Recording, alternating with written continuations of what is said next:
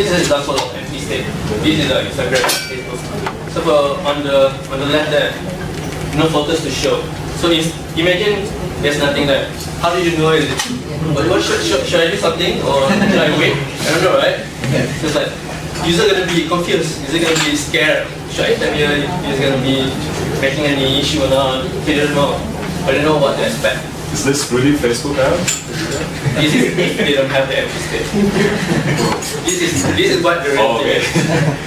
Yeah. So imagine they don't do it. It's gonna be issue, right? Should I do something to make someone add me as friend? Should I do something for people the photos of me to show up? Should I upload it? I don't know. Right? So this state is very important for your app, especially for new users. Another example.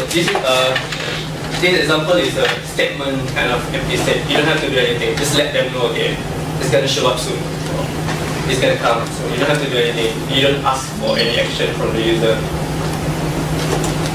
Another example, for the left one, no notes created. It's also a statement, but at the bottom there,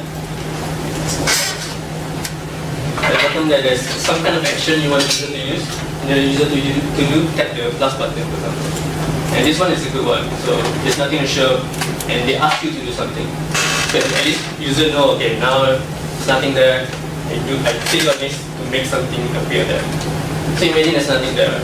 So it's confusing. I don't know what to do. Should I tap or should I just wait until something happens? You don't know. So it's a good way for you to engage your user on how to use your app on the first run. Right? So most of them are going to be empty at first because they don't have any data. They don't do anything yet. Empty state is very good. More example, activities empty, discover project, add project here. This is a Twitter onboarding process.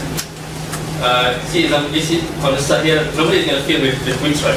But when you first create an account, you haven't followed anyone. So imagine they don't have anything there, so like, what should I do now? I don't know. So this onboarding is one way for them to encourage users to follow other people. And then they tell you like, oh, there's going to be something here later. Not now, but when you do something, something going to show up there. Right? All these things that, what if user don't know what to do, right? Don't let user ask a lot of questions when they use your app. Give them the answer before they even ask for it. Expect it. Yeah. And another use of empty state is error warning and travel fail. Yeah. Another use of empty states for showing warning message. This is an example of error state. This is from Twitter. When you write something more than 140, there's a highlighter. So if they don't highlight it, they don't know that actually it's over 140. If there's no number here, they don't know that it's over 140, and then they can keep clicking the tweet button while it doesn't show, doesn't post. So if you tell them earlier on, before even they click the button, it helps them to use your app even better. Another example here, expired state, for example. So the one on the left is a green button, the green color, so it shows it's active, the number, even the copyright is different, so this is completed, and even faded up a bit. So you show all the different kind of states of your content to help users to differentiate between the states. Another example, currently trending kind of style to use loading state on Medium and YouTube, and the loading bar is there. A lot of apps right now using JavaScript and Node.js doesn't really ask the browser to refresh the whole page. So a lot of them just click and then it refresh in the back end. So a lot of this kind of app miss this loading state. So this is an example of how to solve it, show the loading bar up there, or use the word loading with the loading chain, right? Especially if you use a lot of JavaScript in your app, it doesn't actually require the website to load, right? Any question about the states? You think this is important?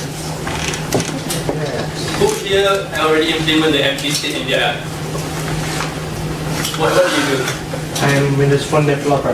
Yeah, so what example of empty state that you use? For list block. Huh? List block. List box. So if user not yet insert any data, there's some, actually I have some, there's text, it's only in here. Please use the button in the left to add more content. Yeah, so there's an example of actionable empty state, right? So you ask user to do something, right? Okay. The third one, then all the interactions. You know what is interactions in the app? What do you know? So when you're doing your design, when you're doing your mock-up and prototype, you have to consider all the interaction that's going to happen in your app. So you have to show already how it looks with the drop-down menu, how it looks when some element is covered, how it looks when something is really expanded before it's collapsed. So you consider all that in your mock-up. So you have to get your mind think about all these possibilities in terms of interaction before you building your product. See if it makes sense to the whole layout or not. Instead of separating like this is expanded view, this is not expanded. So you put it together to see how it looks with your whole layout. Include a lot of transition and animation to help on the interactions. For example, there's a common example on Twitter, for example. This is a normal list, and then when you click on one tweet, see this is expanded, right?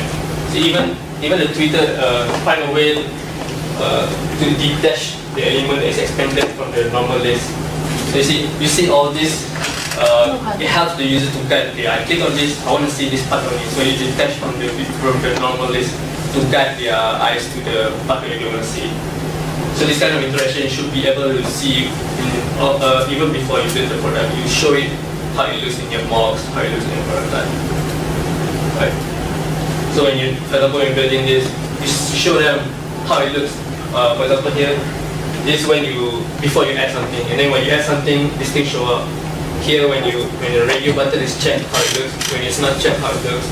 When something is uploaded as an attachment, the logo, the icon is different, and it's not yet, there's a pop-up show up. So all this interaction, all this animation that show up in your app, you have to think about it and implement it in your mock early on before you build the app. So actually it helps the developer as well.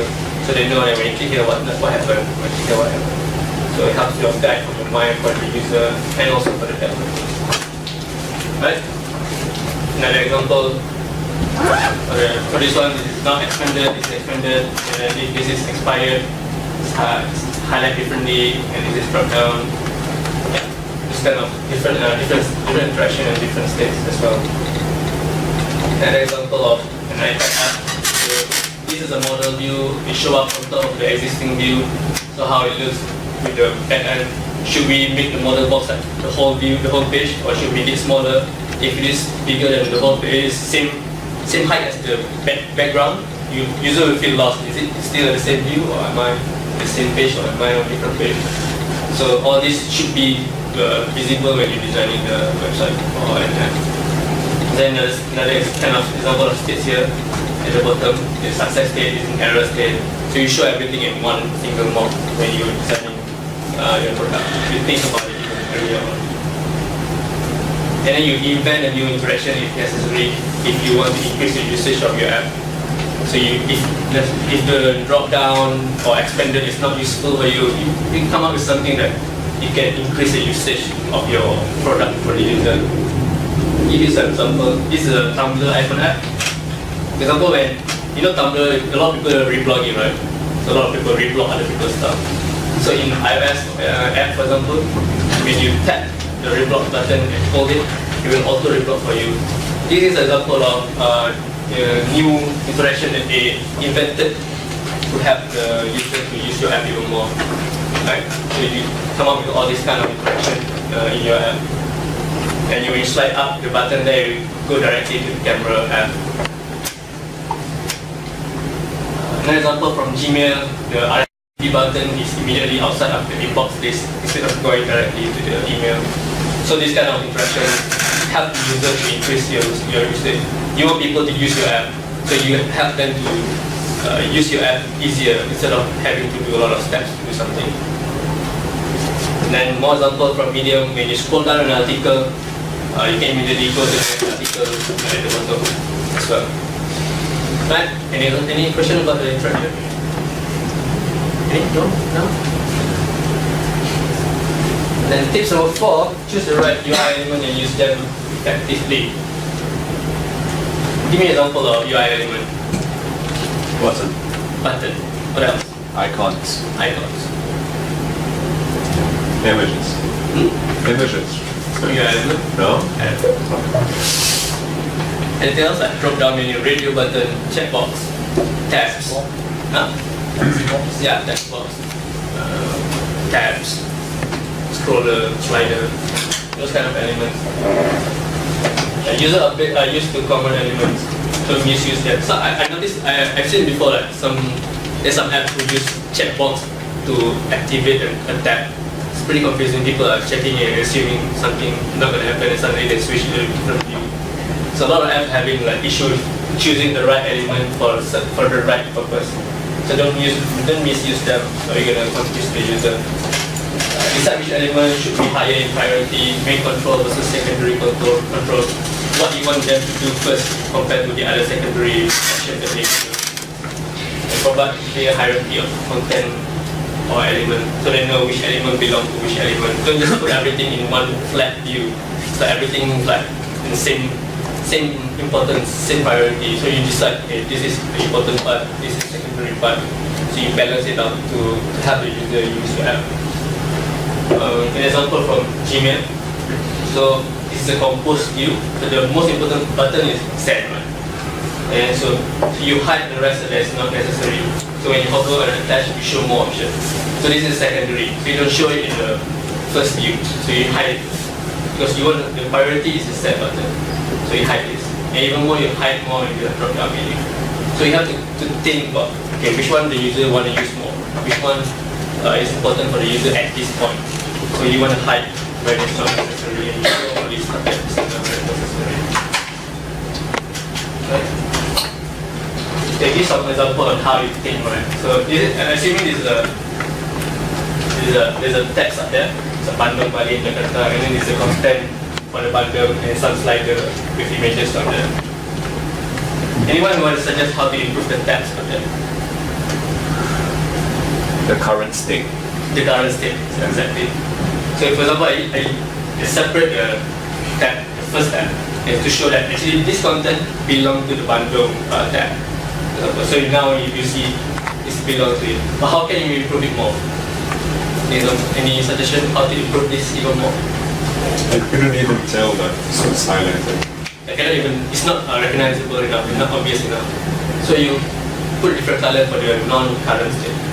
Even make the text even fade out a bit. So the bundle is darker in color for the text. So now you can see easily that because this belongs to bundle tab, not Bali or Jakarta. And now you can switch between the tab. You can see the different, you see that the content belongs to what. So this is a very simple example of how you think about the hierarchy and which element belongs to which element. Not if you put like this, of course you know, right, this is bundle, of course it's bundle. But for user, they might miss it. You don't know how the user might approach the content compared to how you design it. So you just ask yourself, what if user don't know? What if it's not obvious enough? Okay. Let's try to improve the slider down there. Anyone can point me what's the UX issue with the slider down there?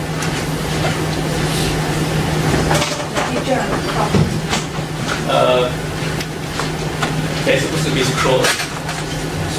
Yeah. So let's show you that there's more stuff coming on the side. Maybe focusing on the arrow there. What can we improve on the arrow next to the previous arrow there? Let's try to put it inside. Let's try to put it inside the part itself.